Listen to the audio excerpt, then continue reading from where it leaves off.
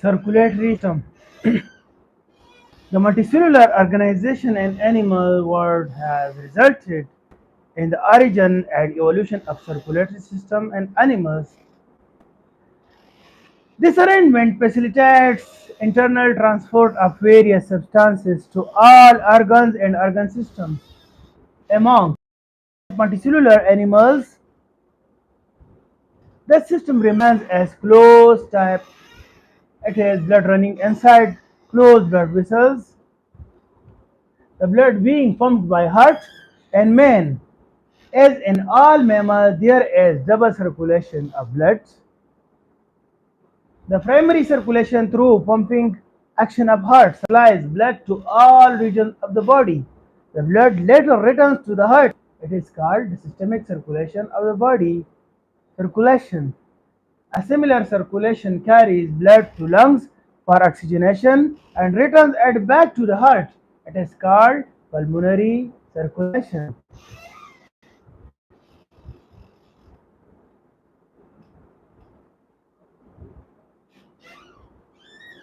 Tissue capillaries.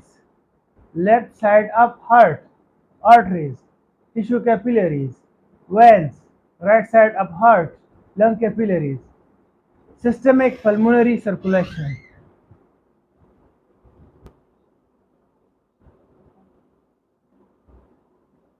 Systemic and pulmonary circulations, the most important component of this system is heart. It is a large muscular volute structure having four chambers. The chambers are the right atrium, left atrium, and left ventricle. Each atrium opens into a corresponding ventricle. The right and left chambers are separated by septa. Systemic circulation. The left atrium receives oxygenated blood from the lungs through the pulmonary vein. When the atria contract, blood from the left atrium is forced into the left ventricle. Later, by a contraction of the ventricle, the blood leaves the heart through the aorta. The aorta is the single systemic artery of the heart. By successive branchings, the aorta gives rise to hundreds of arteries taking blood to all regions of the body. As the branching happens, the arteries divide into numerous 4 multiplied by 10 whole raised to the power 6 arterioles. In the target organs, they produce 4 times as many capillaries. A similar number of venules converge into each other, forming veins of increasingly larger. Finally, only two veins, the superior and inferior vena cava, returns the blood to the right atrium. Thus, the course of blood from left ventricle through the body organs and back to the atrium forms the systemic circulation. Pulmonary circulation. The venous blood from right atrium is conducted to the right ventricle. The ventricle expels the blood via the pulmonary trunk to the lungs. The oxygenated blood later returns by the pulmonary veins to the atrium. The circulation from right ventricle to the left atrium where the lungs is termed the pulmonary circulation. Portal circulation.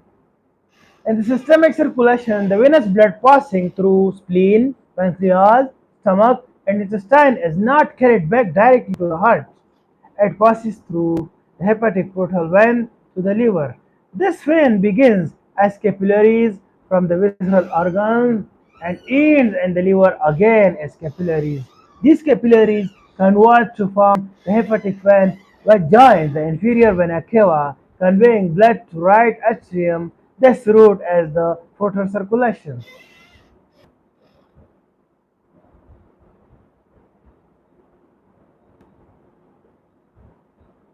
Arterial system. The main arterial trunk carrying blood from the heart to the tissues, the aorta, At its commencement, it lies in the thorax and it is known as the thoracic aorta. Its terminal portion is in the abdomen, where it is called as the abdominal aorta. The thoracic aorta comprises the short ascending aorta, the arc of the aorta, and the longer descending aorta. The descending aorta passes downward through the diaphragm and continues up to the level of the fourth lumbar vertebra, where it terminates by dividing into two common iliac arteries. The main branches of the various portions of the aorta are as follows: ascending coronary,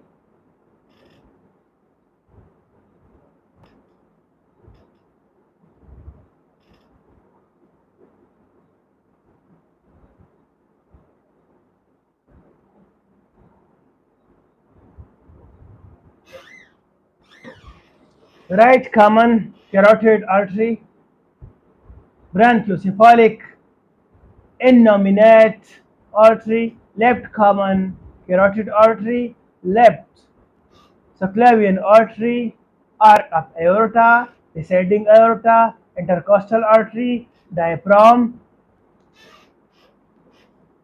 right common carotid artery, right subclavian artery, ascending aorta, right coronary artery.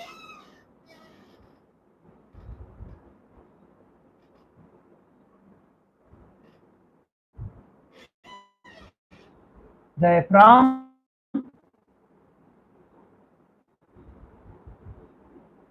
celiac artery, superior mesenteric artery, renal artery, abdominal aorta, testicular artery, inferior mesenteric artery, left common iliac artery, human aorta and its branches.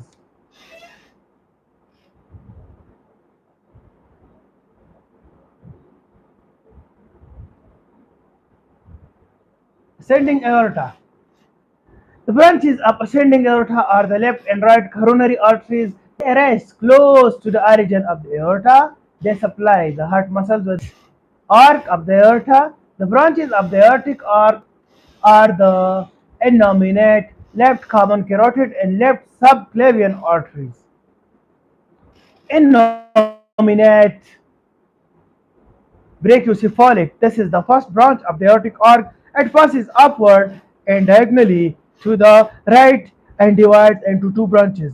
The right common carotid and right subclavian, the common carotid artery passes up to the neck and divides into external carotid artery and internal carotid artery. The external carotid artery supplies blood to muscles, glands, skin, and other structures of the face and scalp.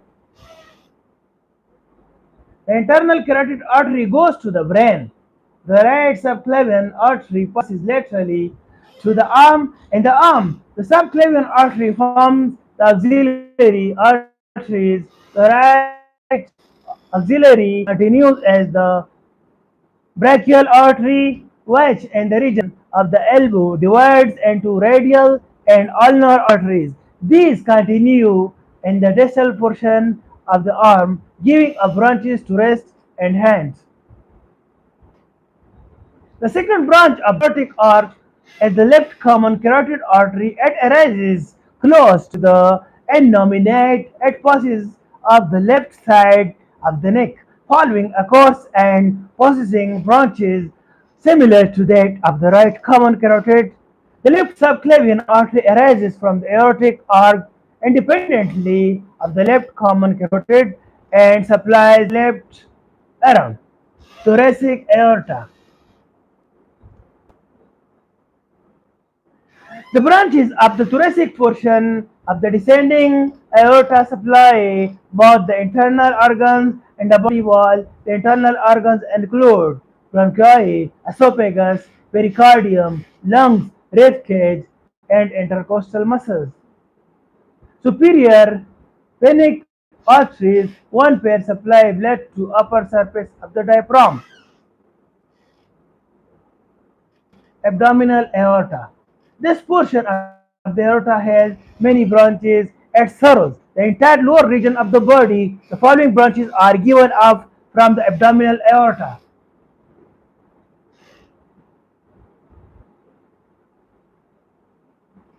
The celiac artery arises shortly behind the diaphragm and sends branches to the liver, gallbladder, stomach, and duodenum and digestive glands such as pancreas and liver. Superior mesenteric artery supplies the major portion of the small intestine and a part of the large intestine. The middle suprarenal arteries supply the suprarenal glands. The renal arteries supply the kidneys. The internal arteries and the male and ovarian arteries and the female supply the testes and ovary respectively.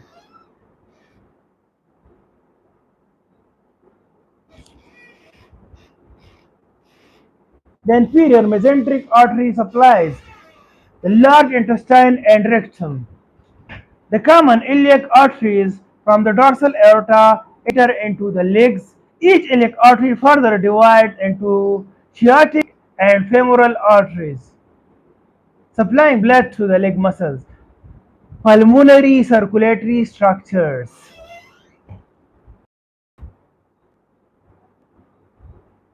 The pulmonary artery emerges from the superior surface of the right ventricle, passes diagonally upward to the left, and crosses the root of the aorta and divides into right pulmonary arteries, branches of which enter the right and left lungs respectively. Pulmonary veins are four in number, two from each lung. They carry a venous system.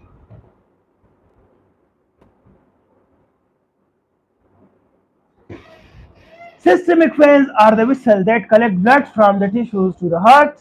The principal systemic veins are coronary sinus, the superior vena cava, the inferior vena cava, and their branches, the portal vein which drains the abdominal viscera.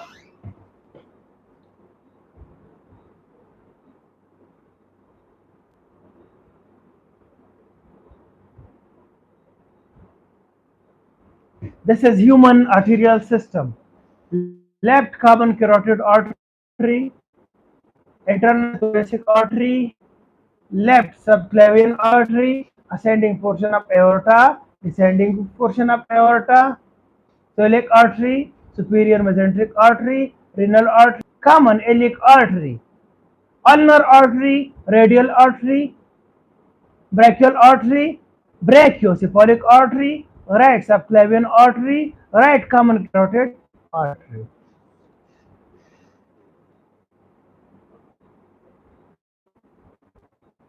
Coronary sinus and its branches. This vessel is a large venous trunk which empties blood to the heart from the head, neck, upper extremities, and by the union of the right and left. Innominate veins. It opens into right atrium. The principal veins draining the head and the neck are external and internal jugular veins. The right and left subclavian veins drain the upper extremities. Each terminal jugular vein to from each subclavian internal jugular vein, external jugular vein, superior vena cava, hepatic vein, inferior vena cava, ovarian testicular vein, renal vein, common iliac vein, radial vein, ulnar vein, femoral vein, anterior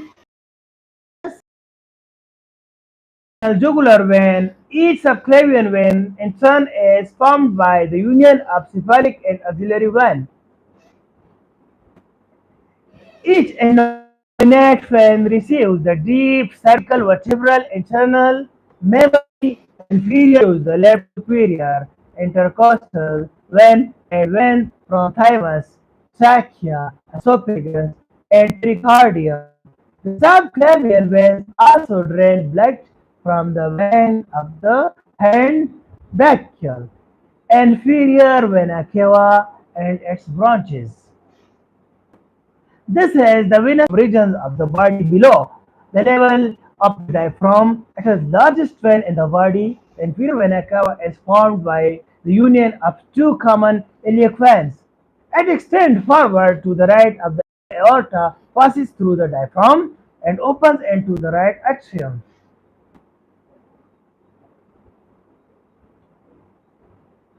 The inferior vena cava receives blood from the following veins: inferior, phrenic, hepatic from liver, right, suprarenal from the adrenal gland, renal from the kidneys, right, spermatic or ovarian from the right testes or ovary, lumbar from the body wall, and common iliac from the pelvic region and the veins of the lower extremities. Pulmonary circulation. The venous blood from right atrium is conducted to the right ventricle. The ventricle expels the blood where the pulmonary trunk to the lungs. The oxygenated blood later returned by the pulmonary vein to the left atrium. Thus, circulation ventricle to the left atrium where the lungs is termed the pulmonary circulation. Portal circulation. In the systemic circulation, the venous blood passing through spleen, pancreas, stomach, intestine is not carried back directly to the heart. It passes through the hepatic portal vein to the liver. This vein begins as capillaries from the visceral organs and ends in the liver again as capillaries. These capillaries converge to form the hepatic vein which joins the inferior vena cava, conveying blood to right as the portal circulation. Components of circulatory system: blood vessels. The blood vessels carrying blood always from the heart are the arteries divided into conducting, distributing, and resistance vessels. These are large arteries from the heart and their main branches. The walls of these vessels are elastic in nature.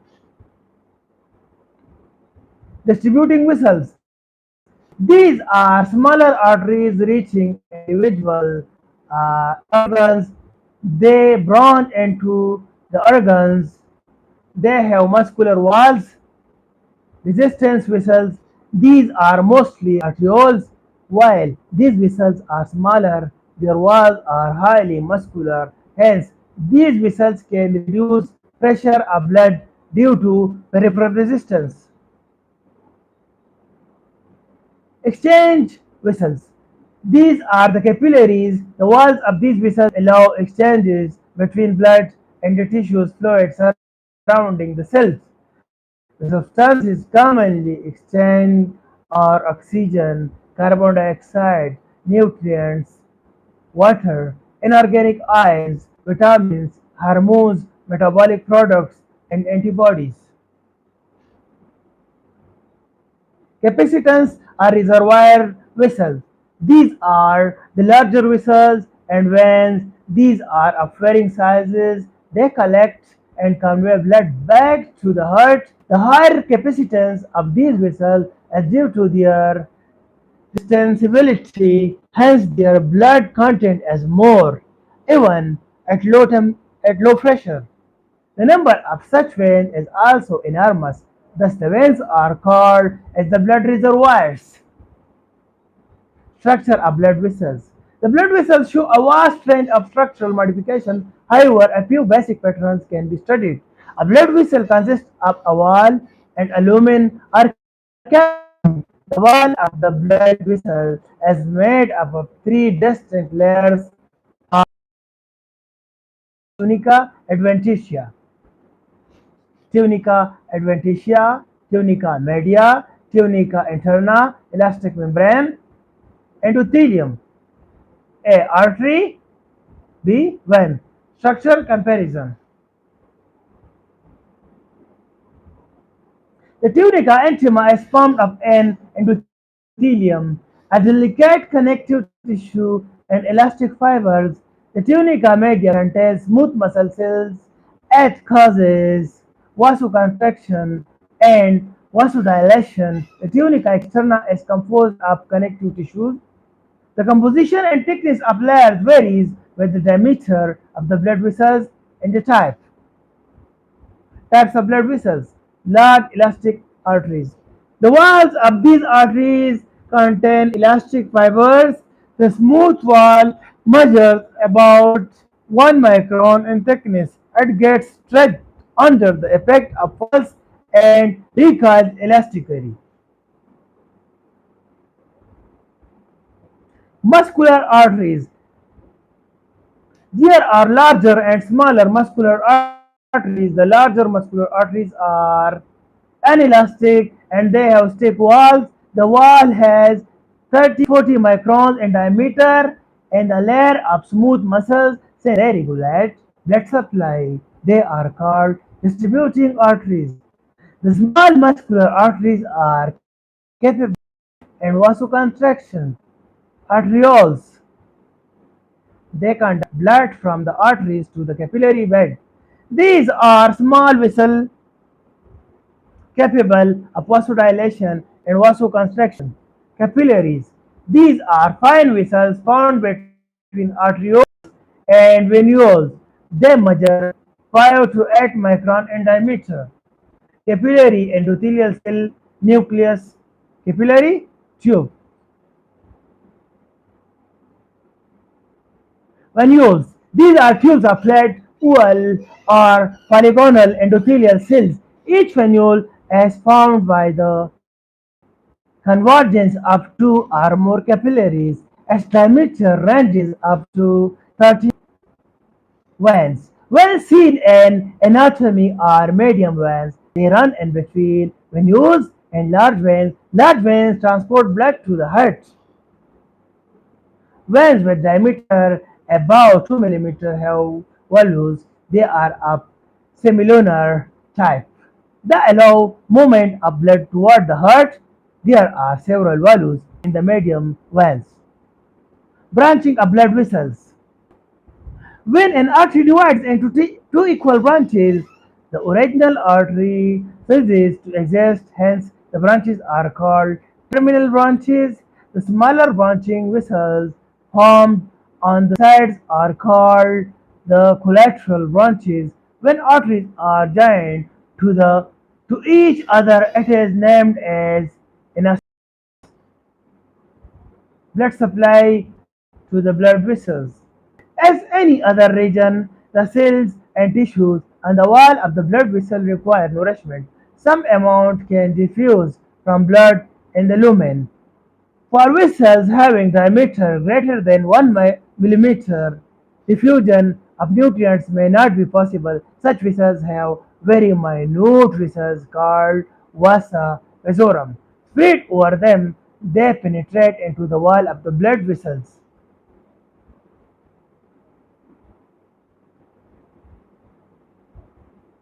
Innervation of blood vessels. The walls of the blood vessels are innervated by sympathetic nerve fibers. They regulate the contraction of the musculature. They affect vasoconstriction. The heart. The heart is a hollow fibromuscular organ. It is somewhat conical or pyramidal in front in form. It has a closed fist. An average heart measures 12 cm from base to the apex.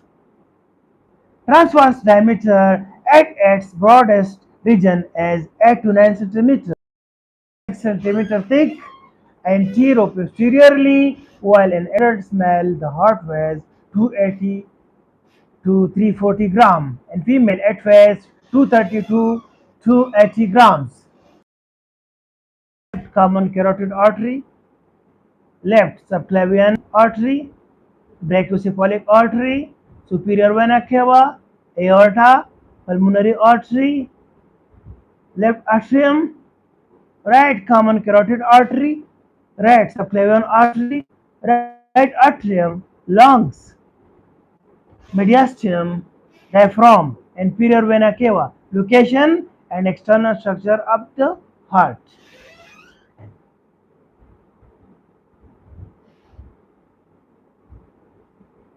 The thoracic organs such as heart, Trachea and esophagus form a midline partition called mediastinum. The heart lies obliquely in the mediastinum.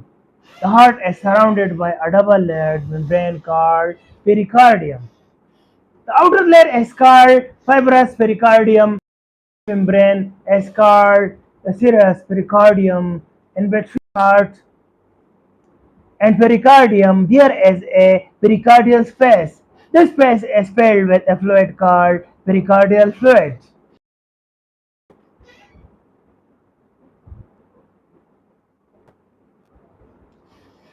Aorta, pulmonary artery, left atrium, pulmonary veins, semilunar valves, bicuspid valve, cardiac tendinae, internal ventricular septum, left ventricle, superior vena cava, right atrium, tricuspid valve, inferior vena cava, right ventricle. This is internal structure of the heart.